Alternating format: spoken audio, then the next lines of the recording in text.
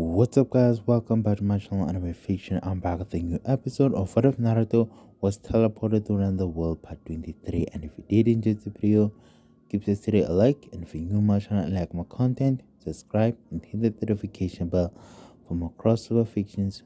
Now let's begin this new video.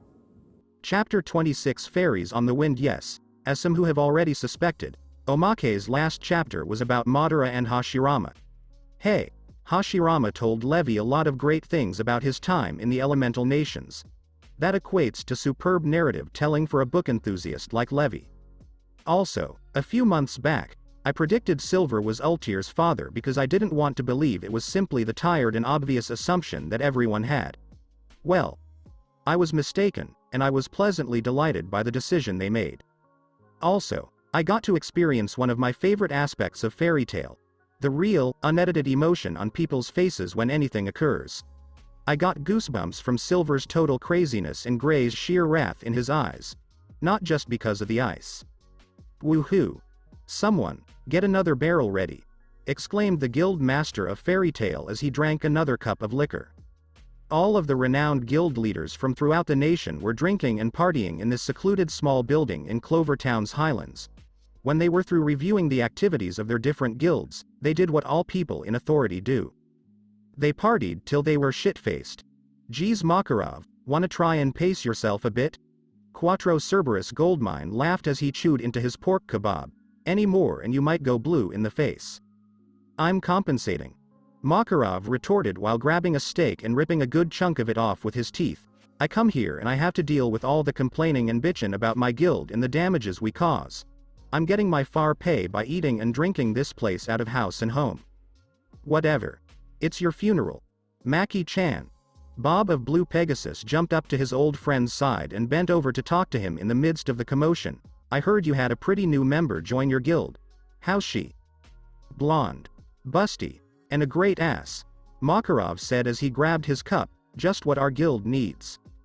Oh, filthy boy. Makarov just laughed it off and continued to drink. Intel. Master Makarov. Master Makarov. Yelled a bird with a conical cap as it flew above the small guy. Letter for you, it said, holding out the letter in its little talons. Makarov ripped the envelope and stole the letter from the courier. He took out the envelope and flipped it open, revealing a holographic picture of Mirajan. Hello master, the pre-recorded barmaid waved. I hope you're enjoying the regular meeting with everyone else and getting along with them. Hey everybody, shut the hell up, shouted Makarov as he waved the letter about. My poster girl, Mirajane, is talking right now. Oh, Mira-chan has gotten even cuter since I last saw her. Jenny-chan must be getting nervous working with her all the time. Bob swooned at the small magic picture of the white-haired girl. Damn right she should be worried. No one can beat our Mira. He proudly grabbed the letter and prepared to read the remainder of the missive. Let's see just how great my guild is doing, huh? I just wrote this letter because I have some very exciting news. Urza and Naruto returned from their job and formed a team with Natsu and Gray. She smiled happily and continued, it was a little touch and go for a minute but now they've all set out and they're making their way north by train. Isn't that fantastic? Well, I just wanted to let you know what was happening while you were gone. Stay safe, and come back soon. Makarov was left clutching the letter as the scene faded. So those two S-class kids of Rob's made a team with some more of your kids. That's great. Maybe they can teach 'em something, right Makarov? Goldmine didn't receive a reaction and glanced at the guy. Makarov? Fairy Tale's guild master had stark white eyes and was now frothing at the lips. Before falling over the table, he twitched a few times. Makarov. Macaw someone call a nurse. Frightened the crowd. Maki-chan. Everything will be fine. Don't go towards the light is bad. Makarov let out a small prayer to whichever holy entity was watching over him from above, as all of his senses and eyesight blurred to shield himself from the shock of what he had just heard. Please. I don't know who's up there or if you're even watching us. But for the love of everything that is decent and sane, don't let those kids do anything dumb. Hash hash hash hash hash hash hash hash hunter hash hash hash hash hash hash hash hash civilians waited nervously in front of the Oshibana railway station, watching as a battered military unit was taken cautiously out of the facility. As a strong wind began to gather up throughout the area, many individuals began to converse and mutter among themselves. Everyone, please remain calm. We have still not confirmed the situation happening in the station right now. Until further notice, please stay out here said one of the railway staff. Look. Someone's coming. As the red-headed lady who had burst in earlier walked down the stairwell to the train station, everyone glanced up. She approached the guy with the megaphone calmly, while he cringed in dread of being thrown away again. She quietly extended her hand and asked for the gadget in his palms. He examined the megaphone before giving it to her, fearful that any debate would result in a beating. The station is currently filled with members of a very dangerous dark guild. They defeated the military platoon not too long ago, and we are still taking a moment to capture the remainder of their forces. If you value your lives, please, get away from this place as quickly and orderly as possible. Thank you and have a nice day, Urza said calmly. The re-equipped mage's comments took a minute to take in, leaving everyone in the audience dumbfounded. Before everyone began running away and ran to their different houses, Urza gently gave the megaphone back to the guy before glancing about at the scared staff and said, I'm not kidding. It's best you all leave now before something bad happens. The railway crew fled in terror as Urza gazed out at the town, her hair blowing in the wind. The people were gone, secure from any stray wizards who may attempt to harm them. As she stood there, the majority of Eisenwald had been vanquished and was being arrested.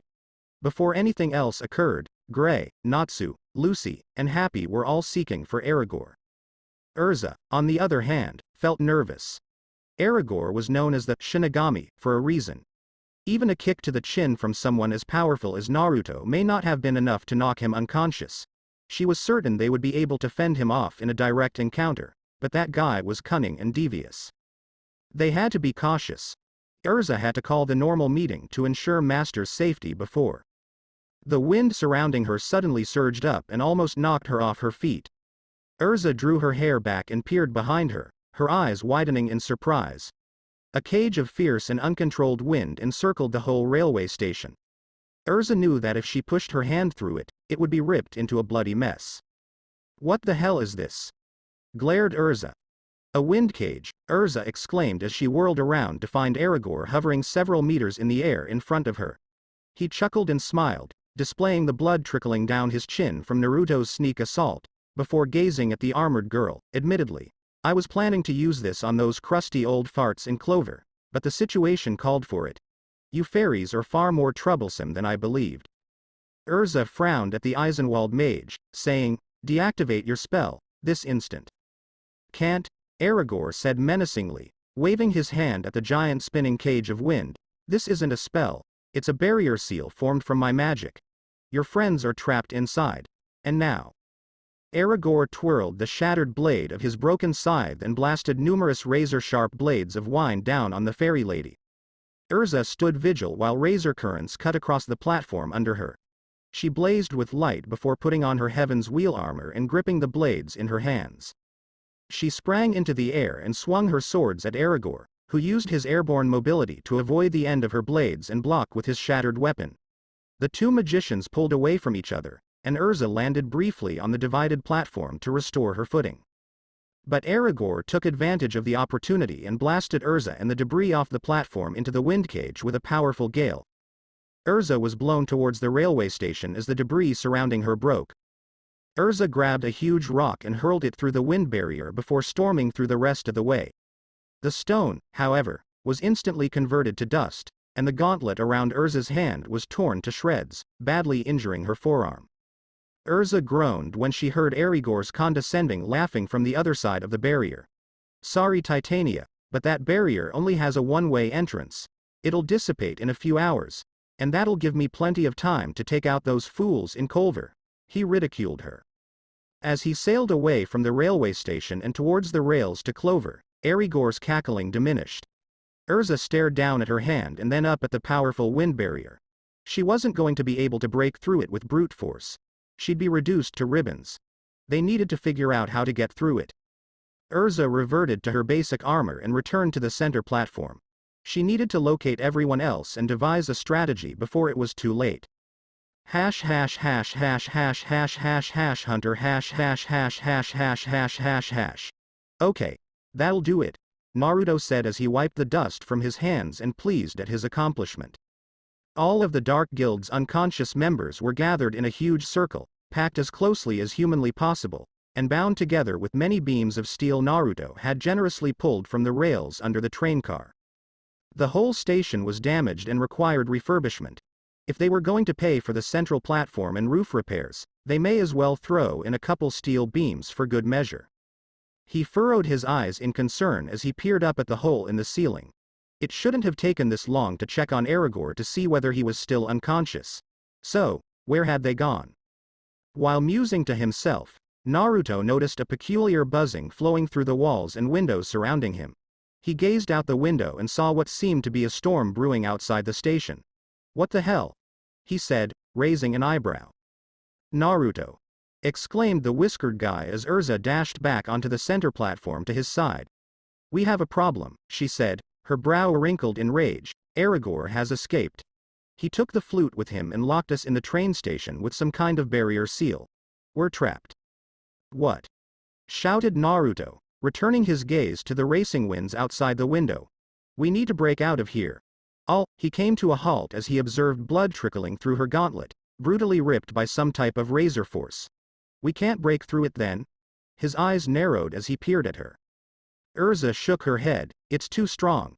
It moves like a hurricane of blades, and even if we wait for it to dissipate on its own, it'll be too late. We need to think of a plan. She turned at him. Do you have a communication lacrima with you? Yeah, always. His palm lit, and a tiny blue lacrima emerged from his requip spot. What are you gonna do? He said, holding it out to her. I'll try to send a message out to the regular meeting in Clover. We need to at least warn them of what's going on. Urza grabbed the lacrima and began calling Master using the emergency contact information they were given. Damn.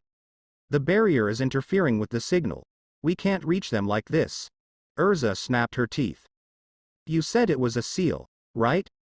Naruto asked the redhead, before pointing to the upper level and saying, that guy, Cage something, the one with the weird hair, he said he was the one who undid the seal on Lullaby. He might be the safest bet on getting us out of here. Urza paused for a time before admitting, you might be right. Hey, guys. Do you see what's going on outside? The two S-class mages turned up to find Gray leaning on the top platform's support beam, a few tiny scrapes and scuffs on his garments but otherwise undamaged. I looked out the window and I thought we were in the eye of the storm or something. You guys know what happened?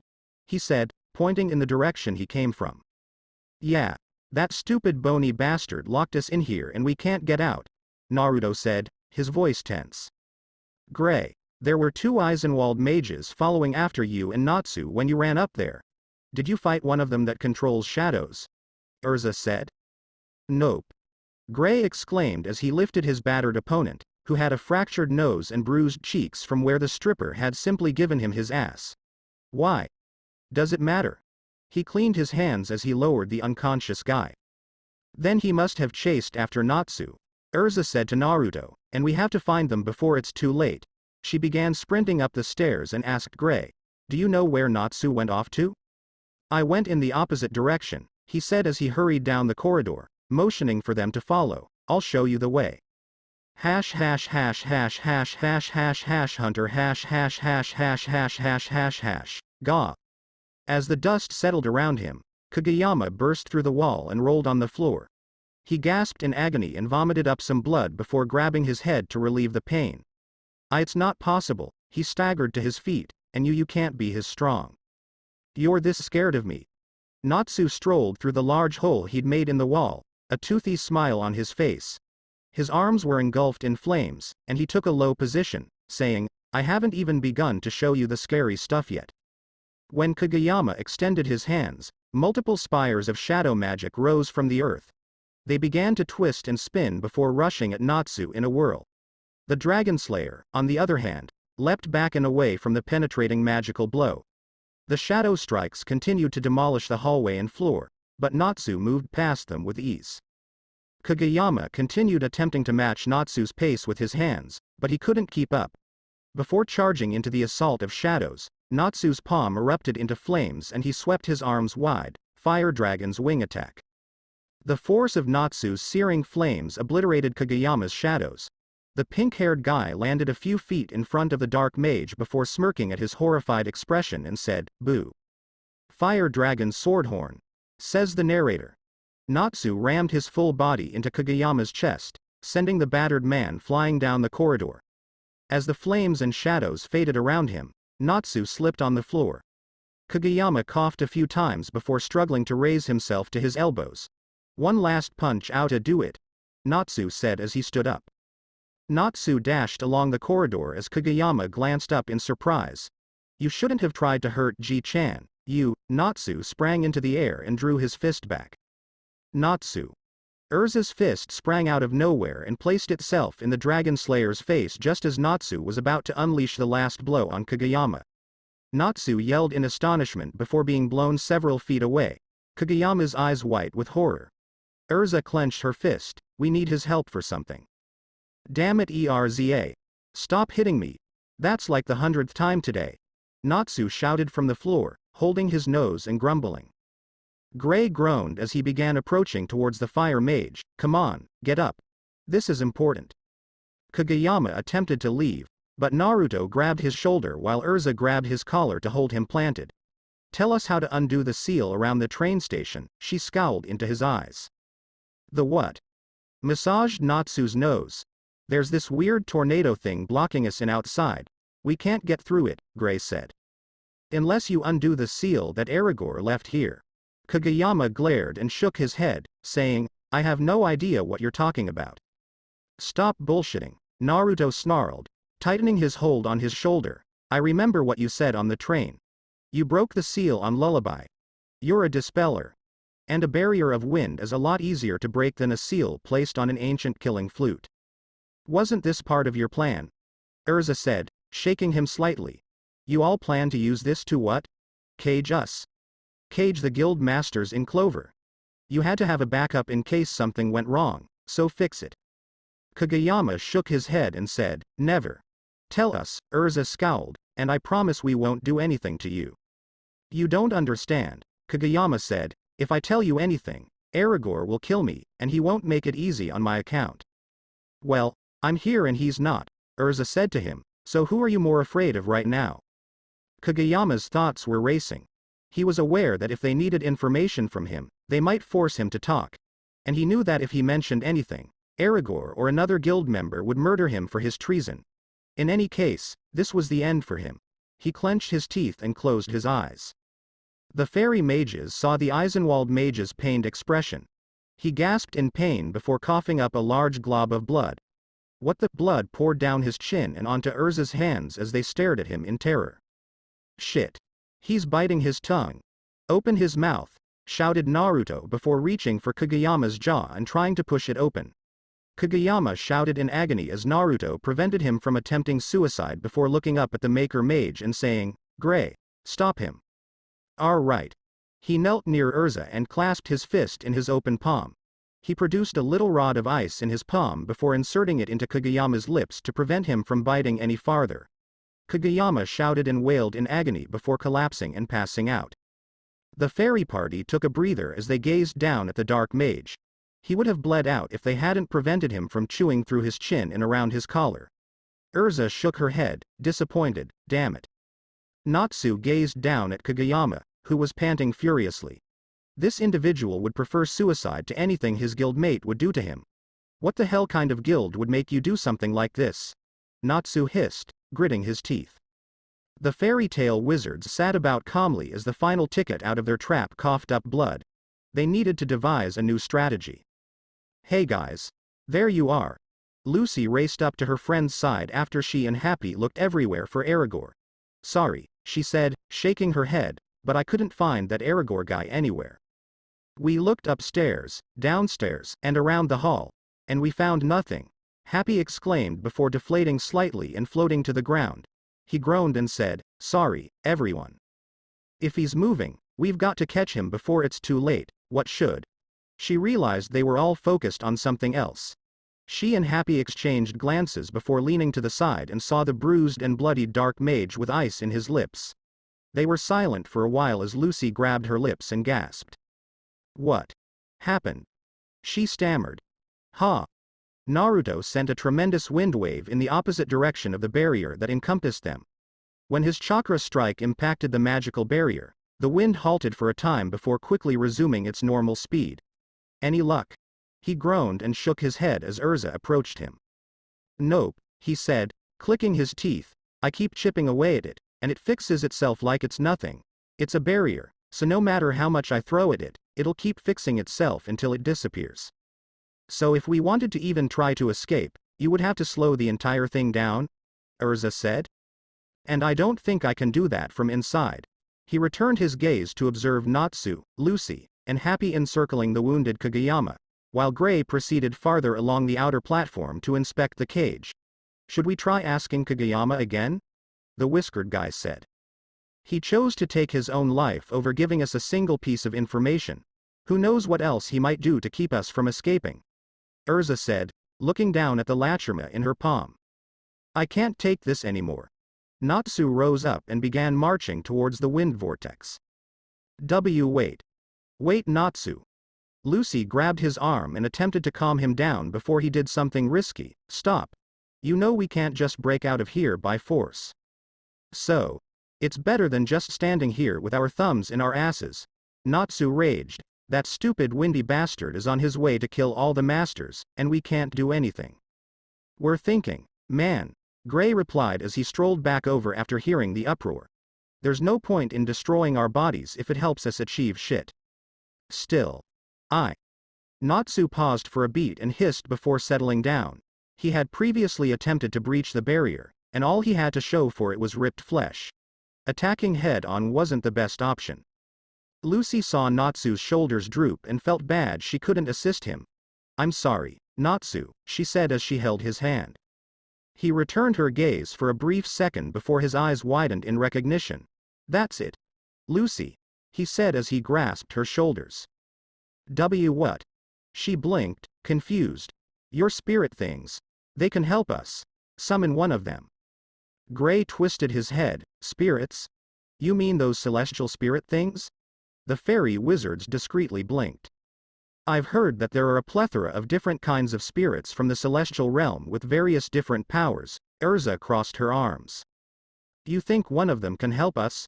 Naruto inquired. Totally. They've gotta. Natsu said to the blonde girl, come on Lucy, summon a big fan or a swirly eel or, Lucy. I've told you already. I don't have any spirits like that. Lucy shook her head, pointing at his face. I spent an entire afternoon explaining this to you.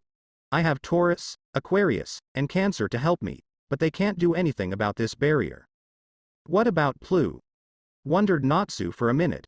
How's Plu gonna help? Geez Lucy, you need to work more on these key things. They seem really inconvenient, Natsu sighed. Well, my keys are rare and hard to find, alright. And I'm sorry the ones I have don't cause mass destruction like you do, you freak. Lucy pouted before arguing. She's right, Natsu. Not everything is as destructive as you. Naruto nodded. Urza nodded and said, I agree. Gray shook his head, saying, you need to learn how to control yourself, dumbass. None of you are any better. Lucy said. Ah, they all screamed in amazement when they heard the small blue cat howl. A freak. That's what I forgot about. Lucy, I remember what I was gonna tell you earlier in the four-wheeler, said Happy. Is now really the time to talk about this? Lucy groaned. Happy unhooked the rucksack from his back and began searching through its contents. He discovered what he was looking for and took it out with a shout. A key made of gold. That's Virgo's key. Where did you get that? Lucy exclaimed. She gave it to me, Happy replied matter-of-factly, while you and Natsu weren't looking. She came up to me and told me to give you this. She said that because Duke Everlu committed crimes and went to jail, their contract was voided, and she would like someone like you to fill in for her summoner. That was days ago. Why didn't you tell me about this earlier? Lucy exclaimed. Well, I was about to tell you, but then I saw a fish vendor selling half-priced trout, and I kinda forgot. Everyone was looking blankly at the small blue cat. He had to have Natsu's brains. Naruto shook his head. It doesn't matter. Even with someone as big as Virgo, we can't barrel through the wind like that, and I won't summon her just to push through. Lucy shook her head. Oh, okay. Happy grumbled, I thought she could dig a hole for us, but if you say you don't want it. Everyone's eyes opened in surprise as Lucy wrapped a tight embrace around the small cat, saying, Happy, you little genius you. When we get back, I'm gonna buy you so much fish. I want all of the fish. I can't really afford that much, but all of the fish. We'll have to see. Wait, this, Viagra, or whatever, is that the freaky gorilla maid I beat in the last job? Natsu wondered. It's Virgo, Lucy said, nodding, and yes, it is. She can dig tunnels better than Everlu. And because she's so big, we could easily fit in the hole and climb out. Dig our way out? That might actually work. Great idea, Lucy. Alright, here we go, Lucy said as she grabbed the golden key from Happy's paw and began repeating the incantation. I am the one who connects this world to the world of the celestial spirit. Hear my call and enter this world. Open. Gate of the Maiden, Virgo, she said as she pointed her key, and a magnificent light emerged from the tip. A man emerged from the light as the sound of gates opening rang through the station. A petite, slim lady dressed as a maid materialized before the fairy magicians out of thin air. Her hair was brilliant pink, and she had cuffs around her wrists. Good evening, mistress. How may I be of service to you today? She bowed gently to those in front of her. They were all stunned by the sight of the stunning lady in front of them. They were anticipating something much larger and bulkier. Natsu shook his head, she lost weight. Is that what apes look like nowadays? Gray wondered. I am here to serve you, mistress. Any need or desire you have and I will do my best to accomplish it, Virgo said as she dropped her head. I am here to serve you, mistress. Any need or desire you have and I will do my best to accomplish it. No, hold on. Something's wrong here, Lucy said, motioning to the maid's corpse. What happened to you? Whatever do you mean, mistress? I mean, you're all skinny and cute now. What happened to that big monstrous gorilla form with all the impossible strength and digging ability? I take the form that would most please the summoner who carries my key. The form you first encountered me with was the form that was most compliant to Everlu-sama's tastes. This is the form I chose because I believed you might enjoy something leaner and more compact. She reassured her summoner, but do not fret, mistress. Whatever form I choose does not affect my strength, abilities, or loyalty to you. Oh, okay, that makes sense. I guess, Lucy stroked her cheek as she blinked in astonishment. If you prefer, mistress, I shall assume my previous form. Virgo's whole body instantly swelled to about 10 feet tall, coated in muscle and resembling a transgender ogre. Oh, said everyone. Turn back, stay cute, Lucy said. As you wish, mistress, Virgo said as she reverted to her tiny form. Okay, can you stop calling me that? Lucy said, cautiously, I don't like being called something strange like mistress. Then how about queen? Not any better. How about princess? Says the narrator. That'll do. I like that. For a brief while, everyone focused on the blonde. Right. Sorry. Virgo, I know we haven't made a contract yet, but this is an emergency. Can you dig a hole underneath this station and out into town? She felt their glances. Of course, princess, it is a simple task, she bowed, and I will begin right away. Great. Oh, we might actually want to start downstairs because this is the second floor, so. Virgo vanished off the platform, leaving a wide hole that led into the first level below them. Lucy blinked, or you could just barrel right through it like nothing. Your choice. Well done, Lucy. An excellent strategy. Urza embraced Lucy and pushed her head against her armor, forcing Lucy to yell in agony, I'm so glad you came with us on this job. Come on, there's no time to waste. Naruto hurried to the hole and stared down before returning his gaze to them. If we hurry, then. Natsu, what are you doing? They turned around to find Natsu carrying the wounded Kageyama on his back. It'd leave a sour taste in my mouth if I left this guy to die when the rest of his guild comes to. Plus, I don't know. I don't feel right just abandoning a guy who's terrified of his own guild. That's not how a guild should act, even a dark guild. They were all hushed as they stared in wonder at the pink-haired guy. Urza smiled modestly but proudly at her friend's considered choice. All right, if you say so. Maybe after this is all done we can ask him how to see the damn flute up again, But we've got to escape first, so let's go, Naruto said. The fairy wizards dashed into the tunnel and began following it up till they emerged in the midst of a street. They crept out and were instantly hit by the barrier's strong wind. Shit. It's like a tornado out here, Gray said, covering his eyes. I can contact them right now. Urza began working on the lacrima and pointed to the side. The four-wheeler should be parked over there. Get everything packed up and we can start moving out. Thank you, Virgo. Lucy grasped her hands and said, we couldn't have done this without you. Are you punishing me, princess? What? No, I'm thanking you. Oh. Virgo grumbled for a bit before bowing politely and saying, call on me whenever you want, princess, and I shall come to your aid. She sparkled with a magnificent light before dissolving into particles. Urza returned to the group and returned Naruto's lacrima to him, saying, no answer. Nobody got my call. All I could do was leave a message and hope they can get to it as soon as possible. We can't take that risk. We're running out of time, Naruto said as he approached the four-wheeler. There has to be time. If we go full speed, we can still catch Aragorn. Natsu, get ready for another trip because...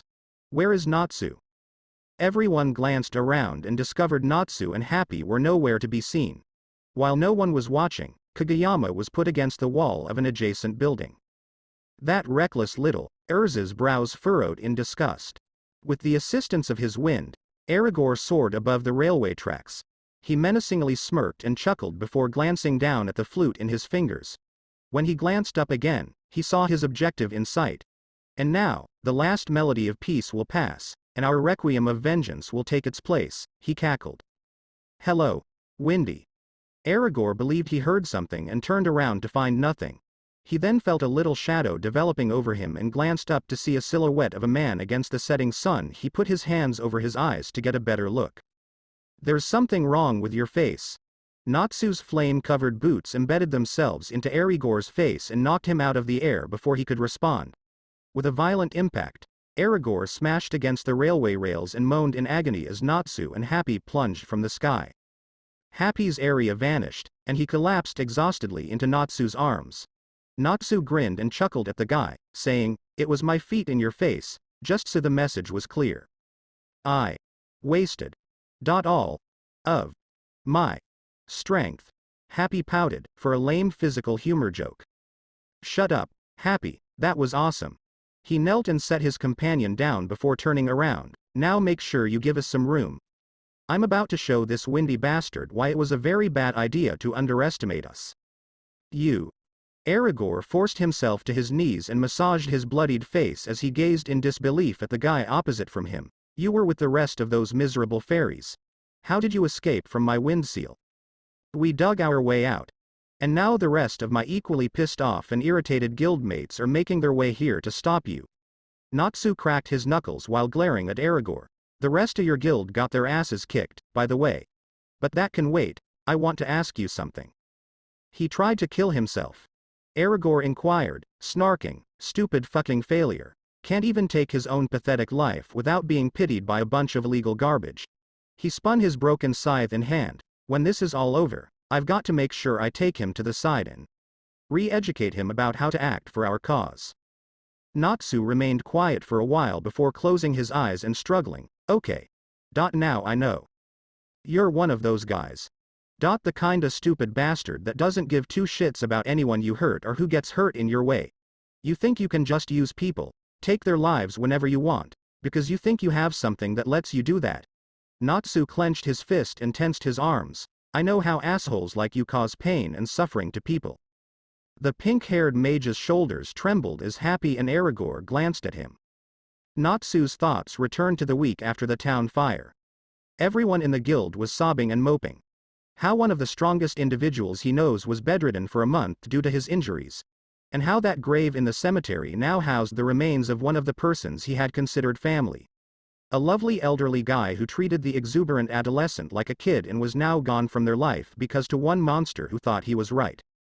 Natsu's whole body erupted in flames, his face contorted in rage, and he yelled, I hate guys like you the most. Aragorn understood he shouldn't underestimate this man and began to collect a fierce torrent around his arms. Windblade, he yelled, throwing out his hands. Natsu dove forward, using the added force of his fire to avoid the razor-sharp blades slamming into the earth around him. He pushed off his wrists, flipped backwards as the blades edged closer to tearing him up, and whirled with flames at the tips of his feet to break them apart. Natsu slid down the tracks until he was right under Aragorn, then flipped on his hands to face up. Fire dragons roar, he screamed, his cheeks expanding. A jet of flames erupted from the Dragonslayer's mouth, reaching Aragorn's feet. The dark mage flew to the side, out of its range, taken aback by the force. So, it's true that there are Dragonslayers in the world, and that one of them is in fairy tale. Does that mean you're salamander? He smiled. Shut up.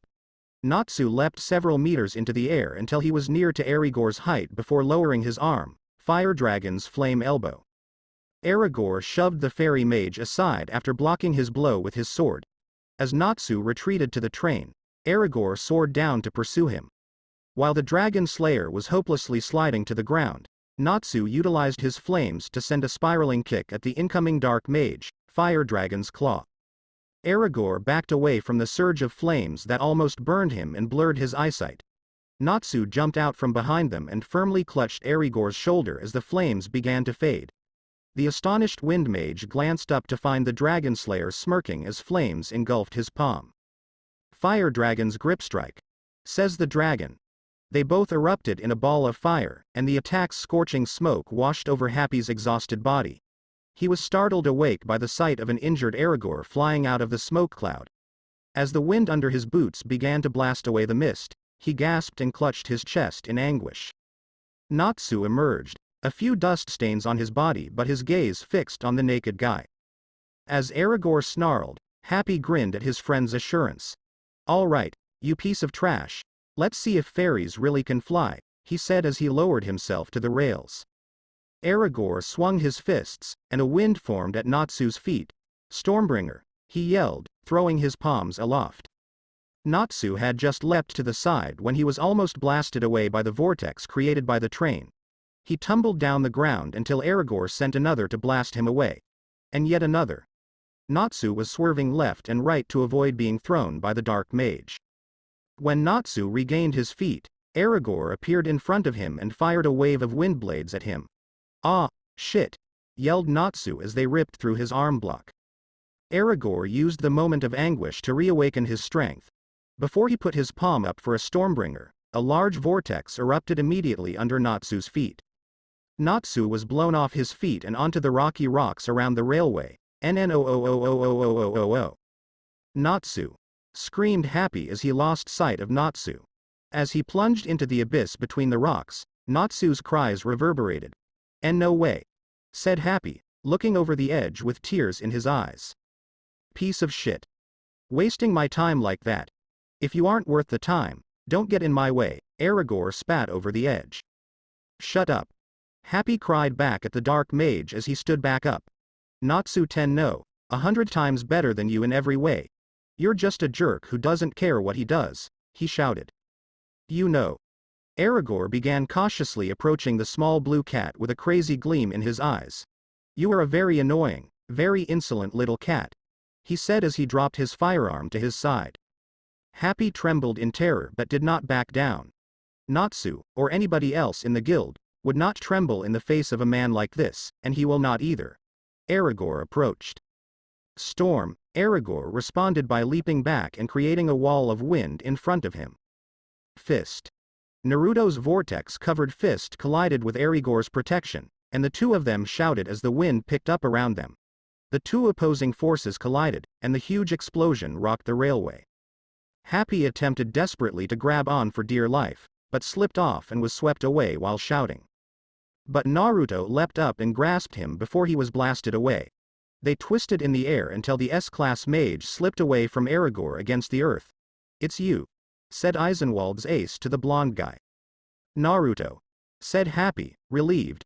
I had to run because you two idiots are so damn reckless, he said, standing back up and looking at the guy opposite from him. So, what did I miss?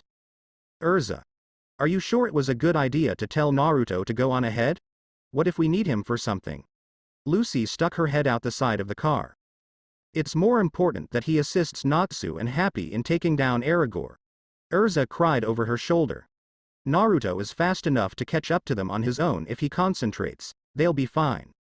Lucy leaned back in her seat, across from Gray and the unconscious Kageyama, with a worried expression on her face. Don't be so worried, Gray remarked. Despite how the flame-brained moron acts, he's pretty damn tough in a fight, believe me, and Naruto is one of the toughest guys I know. There's no reason to worry. Well. Yeah, I know that. Lucy sighed, but still. I can't help it. If there's anything you should be concerned about, it's the fact that we're sharing a cramped space with a dark mage, Gray said, pointing to the guy seated off to the side. Why yeah, but I mean he's still knocked out, so there's no reason to worry about him, right? Lucy giggled uncomfortably. Gray remained quiet for a while before turning to the guy with the bloodied collar and leaned back, saying, she's the only one who thinks you're still sleeping, so you might as well wake up now and save us the time. Lucy was perplexed as she glanced between her guildmate and their adversary, until one of Kageyama's eyelids slowly opened and met the Maker Mage's gaze. Gray smiled and said, "Good morning." Lucy terrified and moved as far away from the Shadow Mage as she could. The Dark Mage attempted to sit up before mumbling weakly to the black-haired guy, "When did you notice I was awake? I saw you shift around and try to stay as still as possible without drawing our attention. You were looking for the best opportunity to escape or attack, whichever opportunity presented itself better while you were stuck here. Hey, for a fairy, you've got a pretty useful eye on you. And it seems a little pitiful for a dark mage to be picked up by the guys you were trying to kill. How does that feel?" Kageyama frowned fiercely as Lucy discreetly moved her arms fast to warn him to stop talking. "Look, if you want to blame anyone for that, blame the guy with the pink hair. If it were me, I'd leave the suicidal dark mage where he is," Gray grinned. Lucy trembled and said, "Geez Gray, that's a little harsh." "It's true," he said, turning his head to face the dark mage, "but if the crazy bastard thinks he can change his life by killing a bunch of old geezers, then let him think that with the rest of his twisted guild." "You think you understand us?"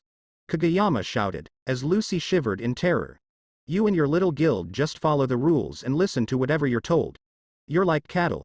You can barely even think for yourselves. You could never begin to understand the turmoil of people in dark guilds." The truck remained quiet as Kageyama coughed in discomfort, overworking his bruised body and bleeding lips from the shouting. Gray sat there still while Lucy stared across at him, wondering what he was thinking. "You're right, I don't know what it's like to be in a dark guild," he said, closing his eyes. He continued, "I also don't know what it is like to be utterly terrified of the rest of my guild and the idea of making them angry if I screw up." He put a hand over his chest where his insignia was. "I don't think that everyone else who isn't in your guild should have to suffer just because your guys made some bad decisions. I don't even think you should have to forfeit your life for men who probably don't even value it. That isn't what a guild is supposed to be like." Kageyama and Lucy remained silent as the Maker Mage's words began to sink in. Ditch. When Urza went over a little hole on the track, the whole car leapt up and they were catapulted out of their seats. Lucy slammed the door wide, swinging her arms as she tumbled out. "Kyyyaaaaaaaaaa. Hold on." Gray lunged forward, grabbing the back of her skirt and dragging her in, saving her life. Lucy returned to his lap, and he muttered, "Way to ruin the mood, Lucy." "It's not my fault I almost died. Don't blame me," Lucy said, gripping her chest to keep her heart from jumping out. Kageyama stared down at the floor after seeing the legal wizards argue with each other. He refused to confess it. He didn't want to even think about it. But what if these individuals are correct? Hash hash hash hash hash hash hash hash hunter hash hash hash hash hash hash hash hash. Before glancing around, Naruto kneeled down and put the exhausted blue cat on his buttocks. "Where's Natsu? You didn't leave him in a ditch somewhere, did you?" he inquired. "Naruto. It's bad," Happy exclaimed, his eyes welling up with tears. "That shirtless jerk blew Natsu off the rails and into the canyon. I couldn't reach him because I was so tired, and then he kept saying that Natsu was dead but. Happy's eyes welled up with tears as he considered the worst case scenario. "Ha ha ha ha ha ha ha ha ha ha ha ha ha ha ha. That's right. I already killed Salamander, so take note and be weary, Hunter." Naruto gave him a brief glance before returning his gaze to Happy. Don't worry, Natsu's alright. He wouldn't die from something like being thrown into an abyss. Hell, he'd be in more danger arguing with Urza than fighting this guy. He stroked the blue cat's head and grinned. Happy glanced up at him as Aragorn snarled, "What did you just say?" "I said." Naruto got up. There is no way in fucking hell Natsu would lose to a self-righteous, absorbed, arrogant prick like you that cares more about himself than his comrades. Naruto growled, and plus, you're too weak to kill someone like him. Weak. Weak. Aragorn swung his hands up and back down, blasting innumerable wind blades at the blonde and cat. "I'll show you weak." As Happy panicked, Naruto stood like a wall, surrounded by hundreds of razor-sharp blades. Naruto took a big breath. Tempest Wave. Naruto unleashed a powerful whirlwind of wind chakra, annihilating all of Aragorn's assaults. As Naruto's breath assault subsided, Aragorn and Happy expressed amazement and incredulity at the whiskered guy. "You can't beat me with wind, so don't even try," Naruto said, shaking his head. "Stormbringer," said Aragorn, throwing his hands up and creating a vortex under Naruto's feet. Naruto was swallowed by a storm that blew Happy away screaming. The wind currents suffocated Naruto, but he quietly constructed a layer of armor magic around himself. He raised his arms and, with a great yell, lowered them, dispersing the onslaught. "Flying Gauntlet," said Naruto as he chambered his fist and channeled his power into it.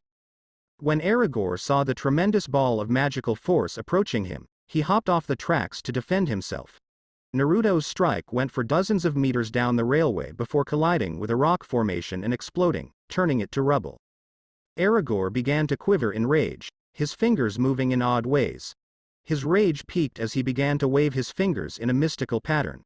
He collected a large quantity of power and roared, "Amara Baram," with spittle streaming out of his lips. A miniature cyclone was launched from Aragorn's fingers, totally destroying the railway and the steel beams in its path. The furious barrage of wind was directed directly at Naruto, yet he did not flinch in the face of the overwhelming attack. He leapt into a low posture and clutched the hilt of his black sword just before the spell impacted him. Ha! Naruto drew the sword from its sheath in an instant and, with the might of his strike, obliterated the power accumulating in front of it. Naruto summoned a cleaver from his requip slot and penetrated the debris between his feet before Aragorn could respond. As the gravel and rock surrounding him began to tremor and shake, he let out a terrible shout. As innumerable chunks of rock and soil began to converge on his location, he ran the blade through the ground and pointed it at the dark mage. Aragorn lifted his arms to shield himself as he was surrounded by boulders from all sides. Moments later, dust began to settle around the site of Naruto's assault, and he remained calmly observing the cloud. When Happy understood the threat had passed, he raised his head and asked the elder guy, "Is it over?" Naruto squinted his eyes and said, "No, not yet." As a gigantic figure could be seen through the haze, the dust cloud began to whirl and be blown away. When it vanished, Aragorn's body was encased in hurricane-like armor from head to toe. "I'll give you this fairy, you've pissed me off more than I thought imaginable, so I resorted to using my storm mail to deal with you, and believe me, now that I've used this, there is nothing but pain and death that awaits you when I'm done," he smirked. "Sure. Keep telling yourself that," Naruto said before bending his knees. He pushed forward at breakneck speed as Aragorn surged back. They were just a foot away from achieving. Ha! A fiery rocket blasted from the earth, and the two magicians leapt back to avoid the explosion. "That was a cheap move, you fucker. You can't get rid of me that easily," shouted a specific pink-haired mage as he pointed at the ace of Eisenwald. They were all taken aback by his unexpected entrance and fury. "Natsu. You're okay. Thank goodness," exclaimed Happy. "Happy." Natsu exclaimed as he peered behind him, and, "Naruto? Hey man, when did you get here?" "They said you fell over and were never coming out," Naruto remarked, motioning towards the canyon. "Yeah, well, I grabbed the beams that went all the way down to the ground and climbed my way up. I heard a bunch of racket going on and I thought that bastard was attacking Happy." He exhaled relievedly. "I'm glad he was just attacking you, though.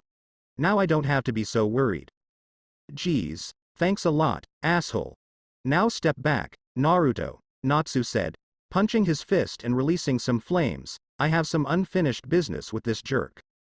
Hey, Naruto said as he approached Natsu, in case you didn't notice. I was in the middle of a fight you left. It's my turn. What? Said Natsu, it was my fight first. I get to finish it. And I was here while you were off climbing like a monkey. Naruto fisted. If you want, we can settle this with rock paper scissors. No way. You always win when you play that. You must be cheating or something. I don't cheat. I'm just a lot better than everyone else, Naruto said as he began shaking his hand. Ready? Rock, paper, scissors. Fire dragons. Natsu leapt over the blonde, puffing out his chest before spouting flames. Roar. The fire strike wafted towards Aragorn before they withered away and vanished. Natsu sprang to his feet, surprised, and said, "What the?" Surprised? Aragorn laughed, holding out his hand. Storm mail sucks up all the wind and air around me and forms a powerful armor that can't be beaten, and because all of it is circling me, any fire or explosion you try to make won't even start to cinder because the air is so uncontrollable. Your attacks are useless.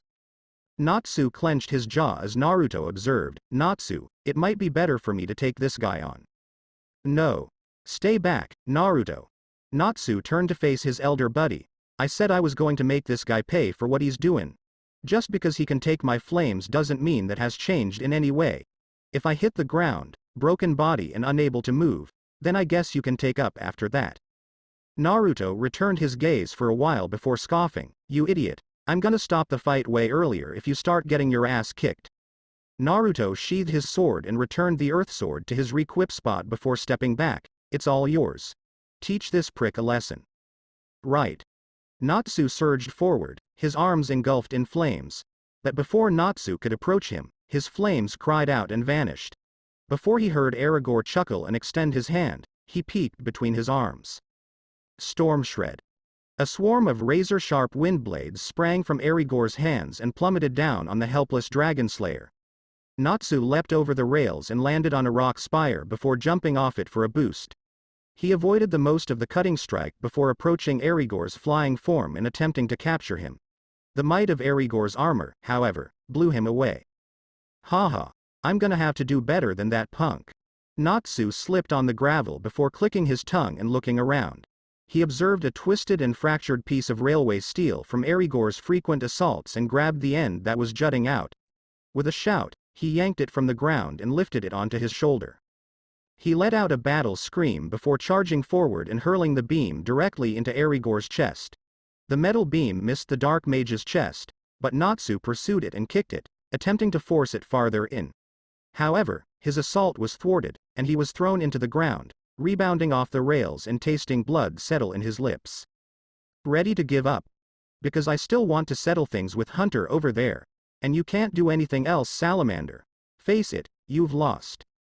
Natsu sprang from the ground, glared angrily at Aragorn, and ran away in the other direction. Natsu raced past Naruto and Happy, racing for many meters. Natsu, said Happy, concerned. Natsu eventually came to a halt before slipping on his feet and resuming his race. Naruto, ready, he screamed. Naruto paused for a while before realizing what he was about to do. He turned around and put one foot back before saying, set. Go. Natsu sped off like a bullet, leaving a trail of flames behind him. They all stared as the flaming bullet lost his flames but continued to charge. He got near to Naruto and Happy before leaping into the air, his feet outstretched, ready to attack. Natsu landed on Naruto's raised leg like a perch.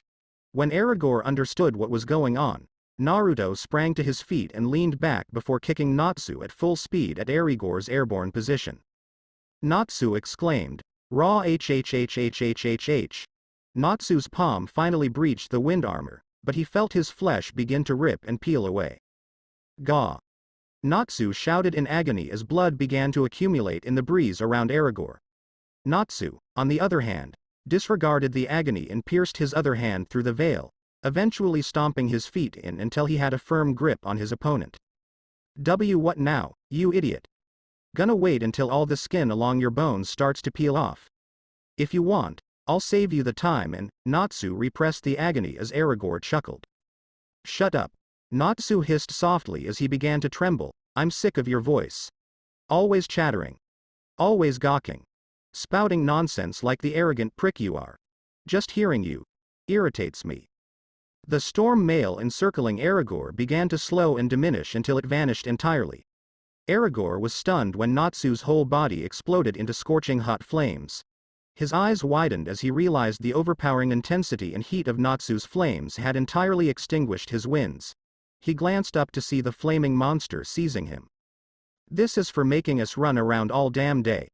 Natsu drew back his right hand before slamming it into Aragorn's stomach, causing the Shinigami to vomit and cough up blood. This is for ruining the names of guilds everywhere.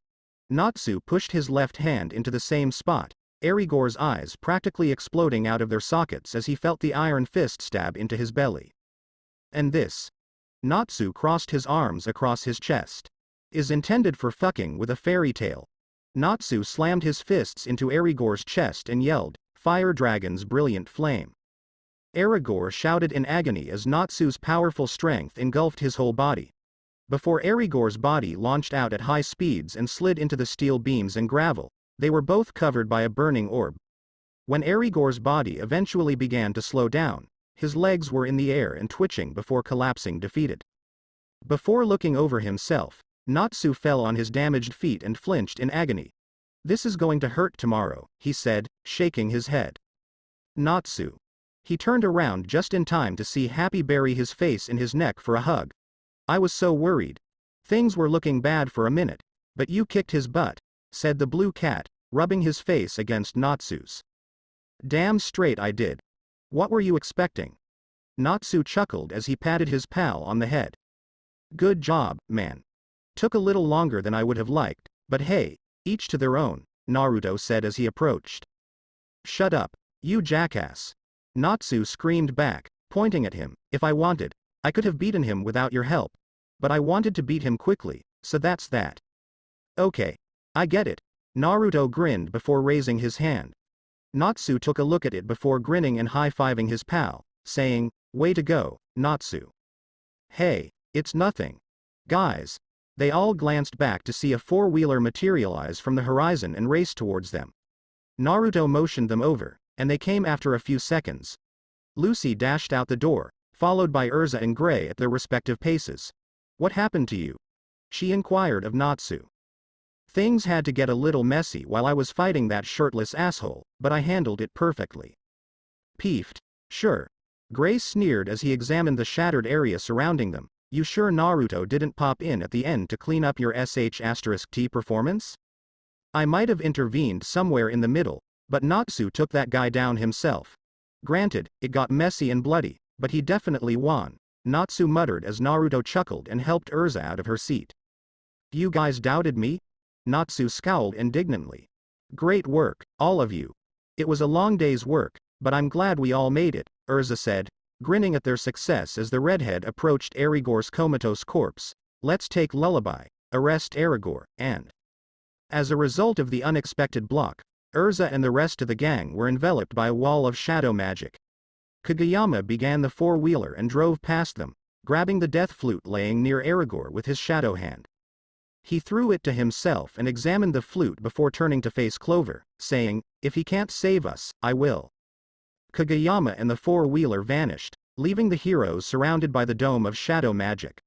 The dome grew before exploding due to the combined power of fire, ice, and armor. Before Natsu gazed at the path Kageyama had left in such a haste, the fairy magicians looked about in amazement. "You bastard. I saved your ass." He clenched his teeth and raced forward.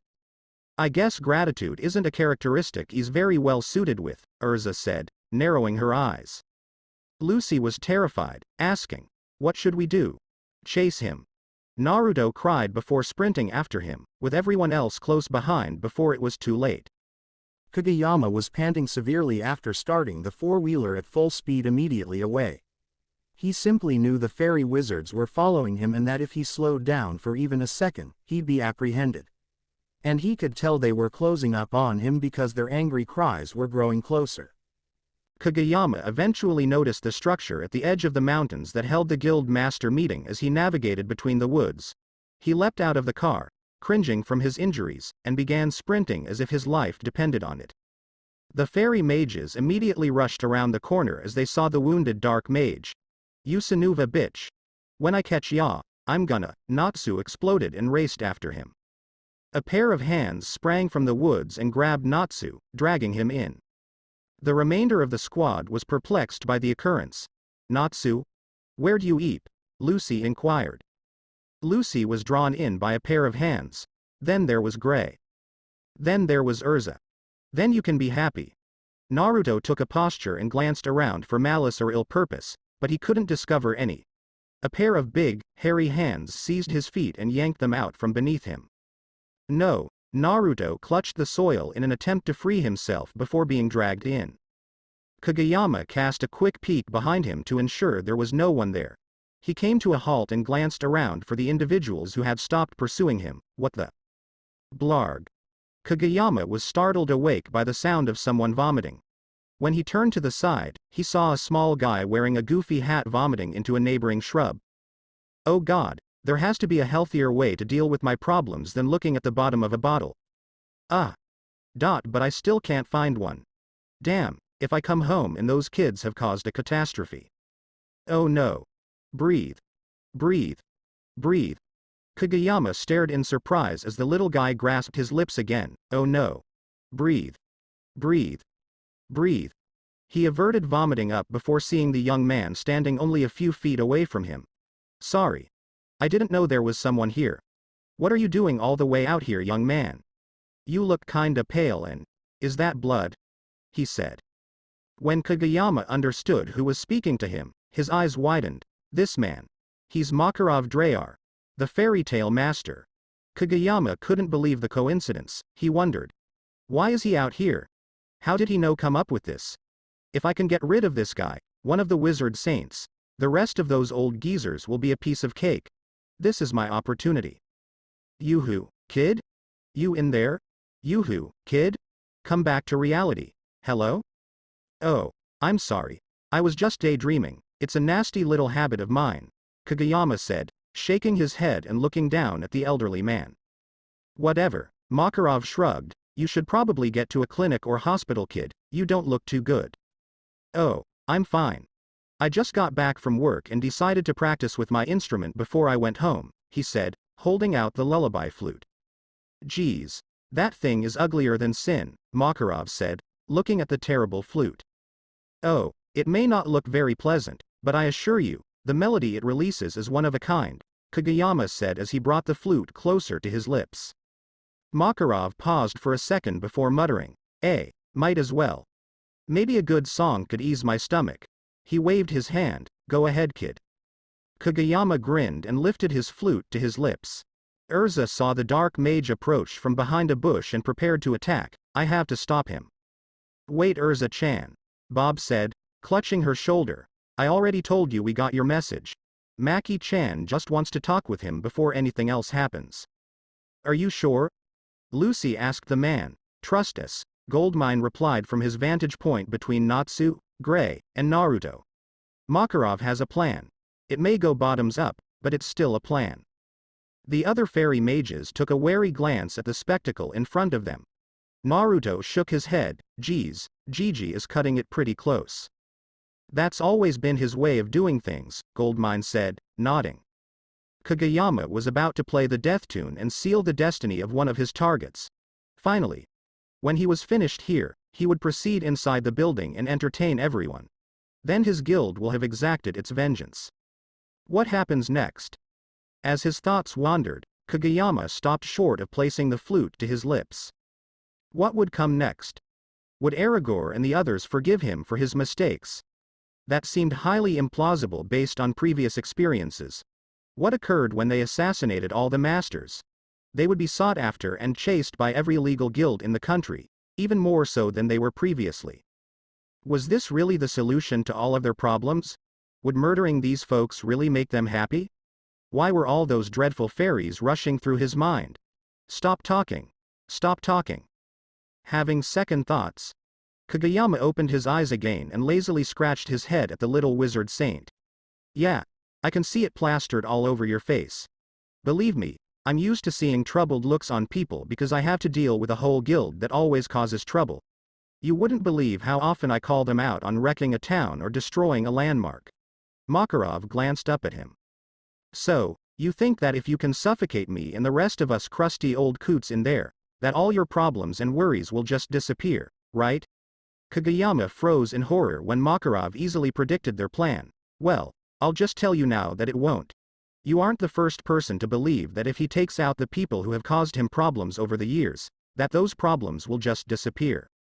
If you feel so powerless and weak, I can tell you now that you won't find an answer or strength by relying on that flute. If you think you are weak, then find a proper way to gain strength, and people you can truly rely on to help you gain it. Don't succumb to the fear you feel from someone stronger than you. Don't believe that using dirty tactics and underhanded methods will bring you salvation. Make your own path, and your own decisions. That said, do you still want to play that flute? Said the elderly wizard saint, breaking the silence between the young dark mage and him. Kageyama shook violently. I, he said, looking at the flute in his hands and the guy in front of him. Kageyama dropped the flute and knelt. I can't, not like this. Good. Looks like you've taken your first steps toward your own path, Makarov said, smiling.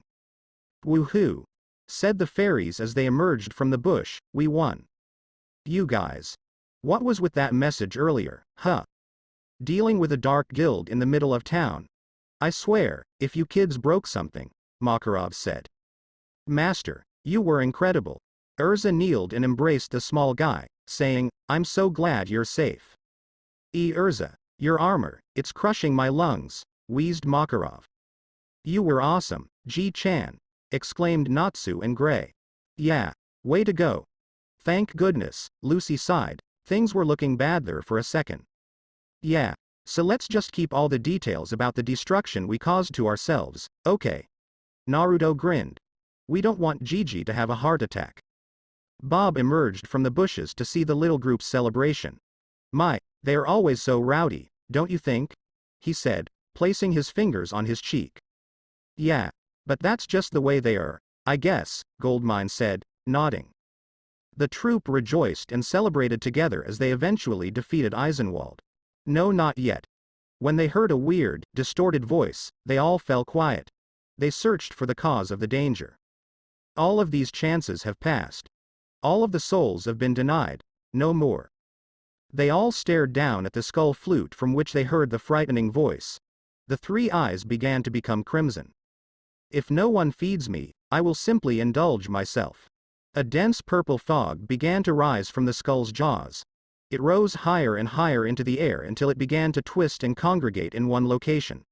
When the purple mist began to develop, all of the guild masters within the structure fled outdoors. Everyone in the room glanced up in terror as the fog began to solidify. The fog vanished, leaving behind a gigantic wooden creature with a three-eyed skull for a head. It's been some time since I last took this form, the monster said, raising its hands to inspect itself before looking down at the humans below. I hope all of you will be enough to slate my appetite. The fairies remained quiet for a while before saying, holy shit, X7. What is that? It is the demon from Zeref's flute. It is living magic. That monster cursed a demon to destroy everything. Run. Yes, run away.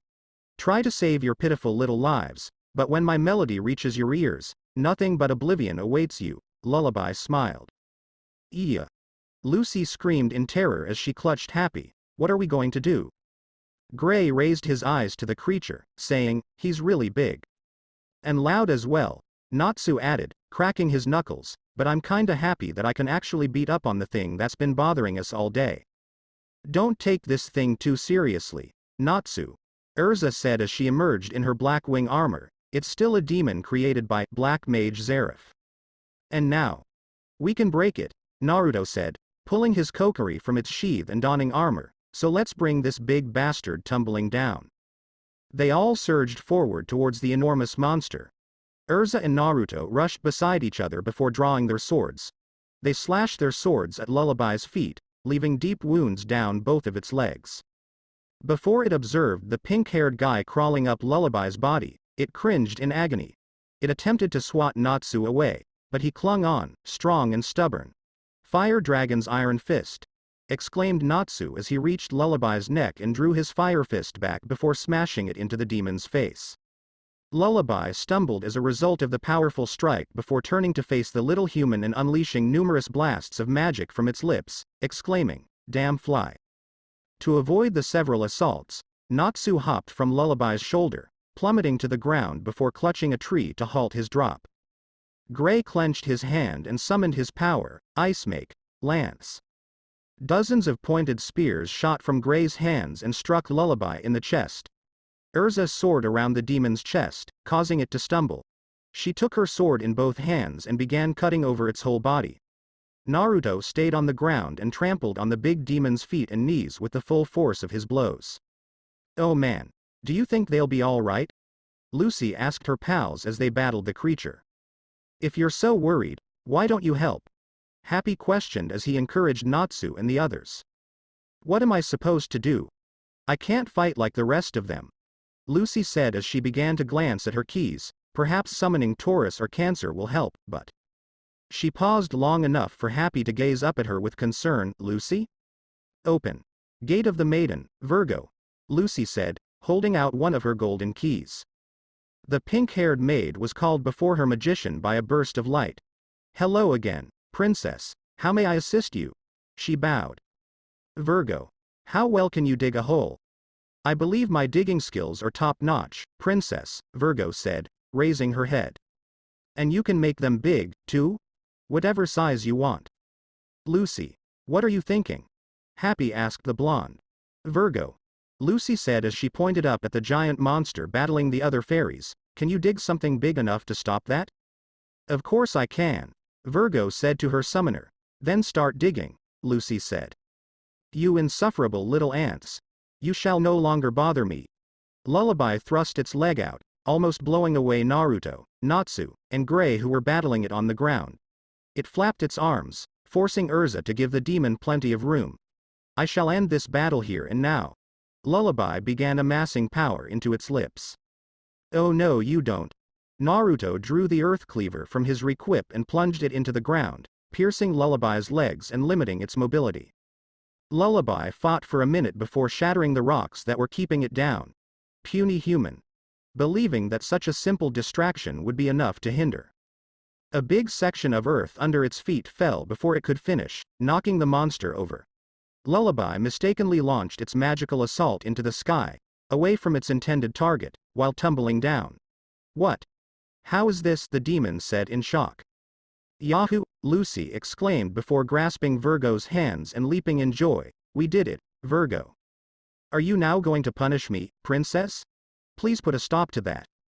This is our chance. Launch an attack." Urza rose up in the air as Naruto and Natsu raced forward to fight. Gray remained in position and began to utilize his magic to construct a deadly weapon. "Omake," he said, holding a big bazooka. "Naruto." Natsu sprang into Naruto's linked hands, just in time for the whiskered guy to fling him up in the air and over Lullaby's head. He clasped his hands and summoned his powers, fire dragons. Urza soared over the woods to gather speed before launching herself at the demon with her blade drawn. Naruto summoned his wind sword and blasted his power into the blade as Lullaby eventually hauled itself out of the hole. As he swung the sword towards the demon's legs, a swirl of wind formed around him. Naruto yelled. "Infinite Stormblade," says the narrator. "Hyaahhhhhhhh. Cannon. Brilliant Flame," says the narrator. Naruto's many sword attacks utterly destroyed Lullaby's legs. Urza's sword pierced through the wood, almost severing the demon in two. Gray's long-range assault struck its chest, leaving a crater along its torso. And Natsu's explosion blasted apart the Zeref creation's skull. As Lullaby slumped backwards, his body began to shatter and break. "I am possible. Humans cannot be this strong." The guild leaders, Lucy and Happy, all stood there in awe as the gigantic creature crumbled away. Some of them began to murmur, "Incredible. I've never seen fighting like that. They beat one of Zeref's demons so quickly." Makarov grinned. "Well, they aren't my biggest troublemakers for nothing." Everyone rejoiced as the four magicians emerged from the dust. "You guys were amazing," Lucy and Happy said as they approached their buddies. Natsu.